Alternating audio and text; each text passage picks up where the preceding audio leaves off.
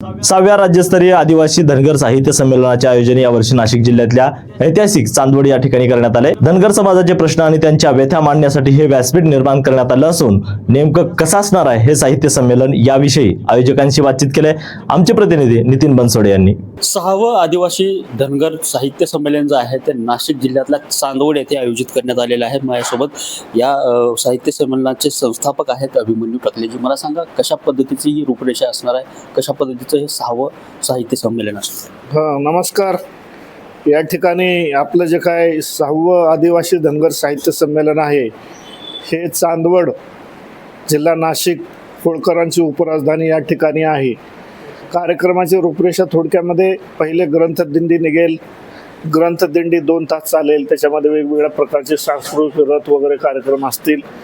त्याच्यानंतर उद्घाटनाचा कार्यक्रम असेल। उद्घाटनाचा कार्यक्रम सुद्धा 3 तासाचा आहे। उद्घाटन माननीय आमदार गोपीचंदजी पडळकर आमचे जे काय आमदार आहेत युवक त्यांच्या हस्ते उद्घाटन होईल। नंतर त्या ठिकाणी उद्घाटनाला विविध प्रकारचे मान्यवर उपस्थित राहतील। त्याच्यामध्ये माननीय राम शिंदे साहेब सभापती विधान परिषद, पुन्हा नंतर तिथले लोकलचे मंत्री जे काय कुंभमेळा मंत्री आहेत माननीय महाजन साहेब, गिरीशजी महाजन हे उपस्थित राहणार आहेत। सकाळचे संपादक उत्तम कांबळे साहेब उपस्थित राहणार आहेत। नंतर होळकर घराण्यातले जे काही अहिल्याबाई होळकरांचे नंतर मल्हारराव होळकरांचे वंशज आहेत ते त्या ठिकाणी त्या ठिकाणी उपस्थित राहणार आहेत। ते झाल्यानंतर मग 2 चर्चासत्र होतील धनगरांच्या विविध विषयावरती, स्पेशली पशुपालन, उद्योग, पुन्हा नंतर इतिहास याच्यावरती होतील। त्याच्यानंतर कवी संमेलन होईल। कवी संमेलनामध्ये धुळ्याचे मोरे म्हणून हे आहेत, कवी आहेत, ते ज्येष्ठ कवी। पुन्हा नंतर आमच्या सोलापूरचे गोविंद काळे आहेत, आपल्या उस्मानाबादच्या कवयित्री जयश्री तिरकर मॅडम आहेत। असे राज्यभरातून आणि बाहेरच्या राज्यातून सुद्धा कवी त्या ठिकाणी उपस्थित राहणार आहेत। नंतर एक पात्री नाटक ठेवलेलं आहे।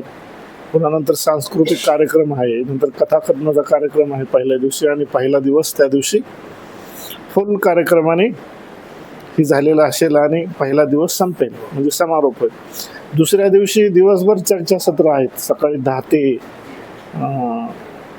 3 वाजेपर्यंत, आणि मग नंतर 3 ते 6 आपल्या साहित्य संमेलनाचा समारोप होईल। समारोपाचे अध्यक्ष प्राध्यापक यशपाल भिंगे नांदेड हे असतील। प्रमुख उपस्थिती नाशिकचे पोलीस अधीक्षक बाळासाहेब पाटील आहेत। नंतर हे बच्चू कडू आहेत। नंतर वेगवेगळ्या क्षेत्रातले जे काही मान्यवर आहेत ते उपस्थित राहणार आहेत। तसंच याच्यामध्ये 11 पुरस्कार दिले जातात राज्यभरातून आणि राज्याच्या बाहेरून, तर ते पुरस्कारही दिले जातील।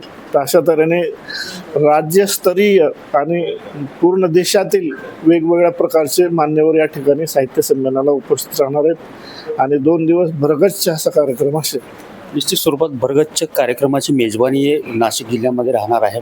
या साहित्य संमेलनाचे प्रमुख जे आहेत, उपाध्यक्ष जे आहेत ते संभाजी सूळ माझ्यासोबत आहेत। मला सांगा, धनगर साहित्य संमेलन म्हणलं की तरी कुठंतरी एक जातीचा गंध येतो, त्यासोबतच या साहित्य संमेलन एवढा मोठ्या प्रमाणात होतं, तर सरकारची काय निधी आहे का, कशा पद्धतीची तरतूद आहे का, किंवा 5 साहित्य संमेलन झाले त्याच्यातून जे ठराव आले त्यावर सरकारनं काय काय केलेलं आहे? नमस्कार। धनगर साहित्य संमेलनाचं हे 6वं पर्व आहे। याच्यासाठी तुम्ही आता जे विचारायला प्रश्न आहे तो अतिशय महत्त्वाचा आहे। ते साहित्य संमेलन होतात, त्यांना सगळ्या शासनाच्या निधी असतात, त्यांची मदत असते, त्यांची यंत्रणा असते, या सर्व गोष्टी चालतात, म्हणूनच हे साहित्य आज जिवंत आहे महाराष्ट्रामध्ये।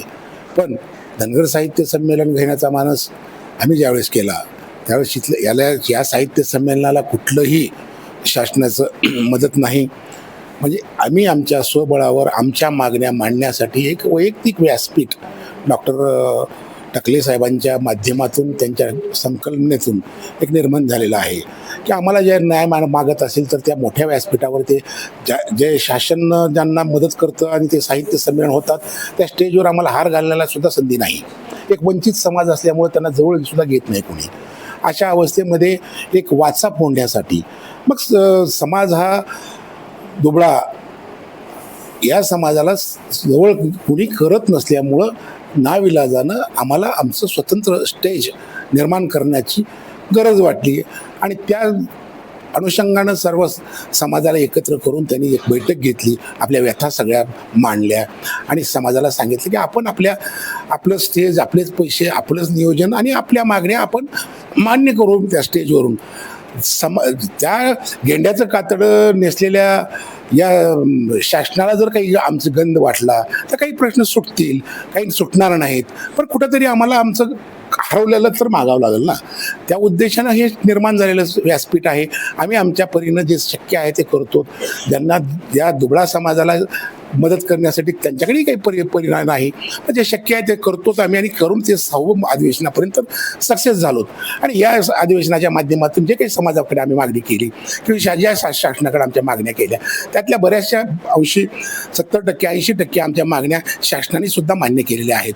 फक्त आम्हाला समाजाला जे आमची हक्काची मागणी आहे की डॉक्टर बाबासाहेब आंबेडकरांनी घटनेमध्ये 36व्या नंबरवर जे आम्हाला एस टी अनुसार वर्गामध्ये समाविष्ट केलेलं आहे ते फक्त त्याची अंमलबजावणी कुठलं शासन केलेलं नाही आजपर्यंत. आणि आत्ता जे शासन आहे सत्तेवर त्यांनी आम्हाला आश्वासनं दिली. आपले राज्याचे मुख्यमंत्री फडणवीस साहेबांनी तर शब्द दिला हो की या समाजाला ज्यावेळेस सत्तांतर झालं 14 त्यावेळेस त्यांनी जाहीर उल्लेख केला किंवा आम्हाला निवडून द्या तुम्ही, पहिल्या बैठकीमध्ये आम्ही हा तुमचा प्रश्न मार्गी लावतो, इतका जाहीर शब्द सगळ्याच्या संमतीनं सगळ्याच्या समोर त्यांनी दिलेला आहे. त्याच्याच दुसऱ्या अनुषंगानं फसवणूक केली वाटतं का फडणवीस नाही, त्याची पूर्तता केली नाही म्हणजे आता फसवणूक केली का नाही केली हा समाज तर ठरवेल ना. आता आता मोठ्या माणसाबद्दल बोलत असताना आपल्यालाही काही मर्यादा असतात, आपले काही हे असतात. तर त्यांनी एवढं आश्वासन दिलं, समाज एक मतानं तुमच्याकडे आला, सत्तांतर झालं, मग आज सगळ्यात काही अंमलबजावणी झालेली नाही. त्याचंच रूपांतर पुढं ठीक आहे, फडणवीस साहेब तर राज्याचे आहेत, पण देशाचे पंतप्रधान मोदी साहेबांनी सुद्धा सोलापूरच्या भाषणामध्ये जाहीर सांगितलं होतं कि आपको आज तक इतना भी दिया नहीं है शासन ने, हमको चुन के लाओ, हम आपको न्याय दिलाएंगे, हम आपको एसटी का प्रवर्ग में डालेंगे. हे जाहीर देशाच्या पंतप्रधानांनी हे शब्द दिलेला आहे, तरी त्याची अंमलबजावणी झालेली नाही. मग आता याला काय आपण फसवणूक म्हणायचं का काय म्हणायचं? आणि मग आपल्याकडे तर काहीच राहत नाही ना. जे मोठी माणसं आपल्याला सांगतात एक, करतात एक, वागतात एक, मग आम्हाला आमच्या व्यासपीठावरून फक्त हे बोंबच मारावं लागतंय. आम्हाला मिळालं नाही, स्वातंत्र्य मिळालं. स्वातंत्र्य कुणाला मिळालंय? त्या वंचित वर्गाला मिळालंच नाही, म्हणून ते लोक मागच बनलेलं आहे. स्वातंत्र्याचं काय झालं आम्हापर्यंत आलंच नाही ना अजून. स्वातंत्र्य मिळणाऱ्याला मिळालेलं आहे.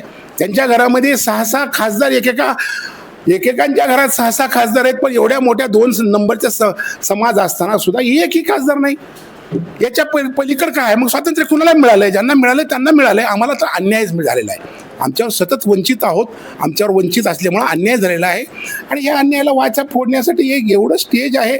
या स्टेजवरून घेण्याची कातडी नेसलेल्या शासनाला त्या कानावर काय जाते आम्हाला माहीत नाही, पण आम्हाला याच्याशिवाय तर पर्याय नाही.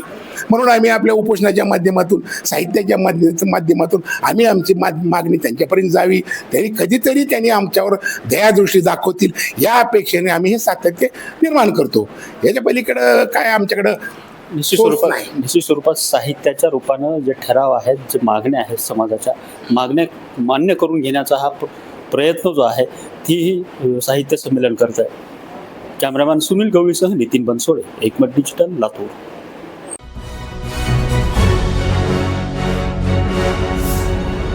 Thanks for watching Ekmat Digital.